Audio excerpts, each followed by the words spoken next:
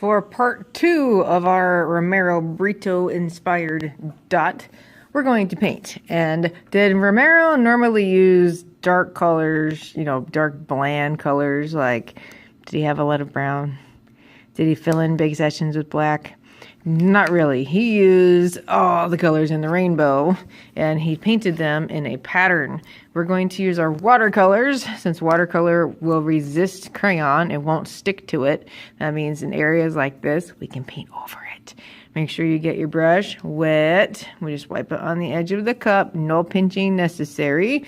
Make a little puddle in your paint. Repeat as needed. Brush should be dancing on its toes. Then we paint. And in sections like this, I need to stay inside my lines. It's also very good when I'm painting to make sure the water always stays, the paint always stays nice and smooth. Then brush gets wet again.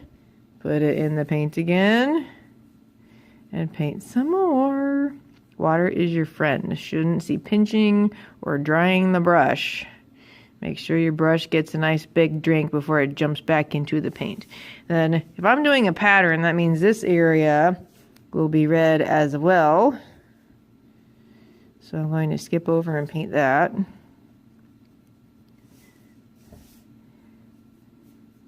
And since this is really wet, it would be in my best interest to let this area dry before I paint it. So I'm going to skip to another section that's not beside anything wet. And it's okay to turn your page while you're working because it's art class. You don't have to have your page one direction. And repeat. Get the paint wet. Paint your pattern. And then let things have a chance to dry before you hop in there and get those other sections. For areas like my swirls, they don't have a set shape that I can paint inside of. So get the brush wet, make it dance on its toes in your paint, and then paint strokes. And I can paint over my swirls since they're not a definite shape. Just paint right on top, and the watercolor will not stick to it.